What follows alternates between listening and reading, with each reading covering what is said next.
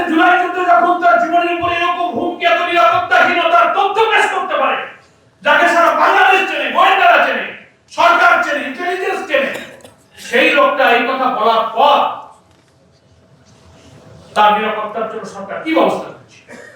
আমরা কালকে প্রধান উপদেষ্টাকে জিজ্ঞাসা করেছি যে আপনারা অনেক সংস্থা আছে, অনেক এজেন্সি আছে, আপনি প্রশ্ন করেন এই তথ্য প্রকাশ হওয়ার পরে এটা মিডিয়াতে এসেছে, সোশ্যাল মিডিয়াতে এসেছে, তার নিরাপত্তার জন্য সরকার একটা ব্যবস্থা গ্রহণ করে। ফলে আমরা মনে করি আজকে বাংলাদেশে কিন্তু সেই দিল্লির তাবেদারদের রাজনীতির একা ঘটনা আসলেই নতুন ন্যারেটিভ, নতুন বয়ান, নতুন রাজনীতি গতিপথ নির্ধারণ করে জাতিকে সেদিকে বিভ্রান্ত করে মিসগাইড করে চালাবার সেই যে অপচেষ্টা তা কিন্তু আজও বন্ধ হয়ে যায়। শরীফ ওসমান হাদিয়া জুলাই যোদ্ধারাই ছিল এই ভারতীয় আধিপত্যবাদের হাত থেকে আমাদের এই স্বদেশ ভূমির অখণ্ডতা, স্বাধীনতা সর্বত্র রক্ষা করা অতন্ত্র প্রহরী।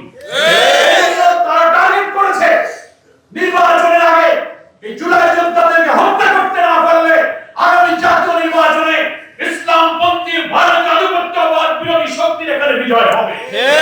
সেই বিজয়ে থাকবার জন্য তারা আজকে এই সমস্ত জুলাই যোদ্ধা তরুণ সেনাপতিদেরকে তারা হত্যা করার কারণে এরপরে এক একজন করে নাম শোনা যাচ্ছে, এরপরে টার্গেট অমুক, এরপরে টার্গেট অমুক। আমরা গতকালকে প্রধান উপদেষ্টার সাথে সাক্ষাৎ করে বলে এসেছি একটি দেশের ইন্টেলিজেন্স ফেলিউরের একটা মাত্রা থাকতে পারে। পিলখানা হত্যাকাণ্ডে প্রকৃত অপরাধীদের আপনি খুঁজে পেলেন না, সাবটা চত্বরের প্রকৃত হত্যাকারীদেরকে আপনি খুঁজে পেলেন না।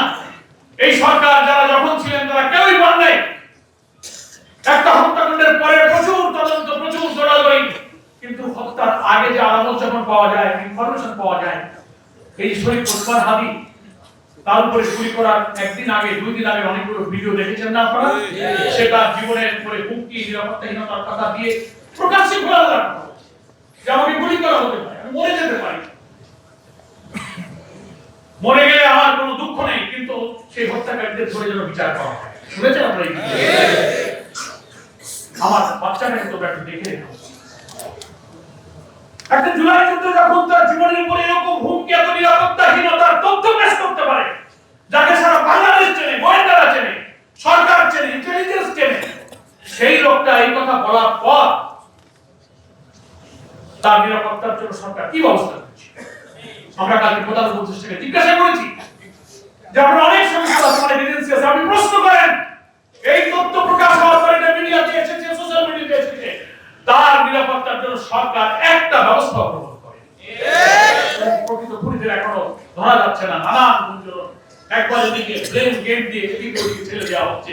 তার অর্থ হচ্ছে যে সমস্ত বুদ্ধিজীবী, সাহিত্যিক, সাংবাদিক, কবিরা সোশ্যাল মিডিয়া, বিভিন্ন কর্পোরেট হাউসে বসে, টেলিভিশনে, টক শোতে আগামী জাতীয় নির্বাচনের আগে বাংলাদেশের রাজনীতিকে আবার ভারতের কোণে ফেলে দিতে চান, এ সব কিছুই তাদের ষড়যন্ত্র।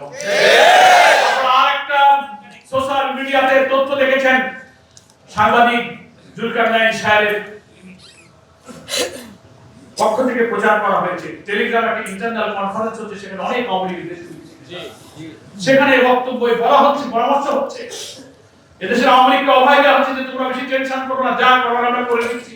11 তারিখ থেকে লোক ঢুকে যাবে, আমরা লাইসেন্স পেয়ে গেছি, সশস্ত্র লোক ঢুকছে, চট্টগ্রাম, ঢাকা অ্যাকশন হবে, প্রয়োজনে পরে খুলনাতে যাওয়া হবে। শুনেছেন আপনারা সেগুলো?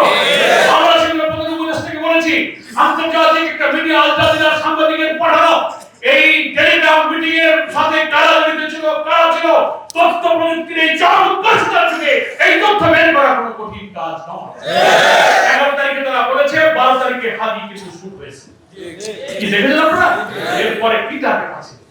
এত কিছু বড় জিনিসের গোয়েন্দা সংস্থা হাজার হাজার কোটি টাকার বেতন নেবে, সুযোগ সুবিধা ভোগ করবে, গাড়ি বাড়ি ভোগ করবে, আর আমার সমাজের শ্রেষ্ঠ সন্তানদের জীবনের নিরাপত্তার তথ্য দিতে ব্যস্ত হবে, তাদের এখানে চাকরি করা হবে।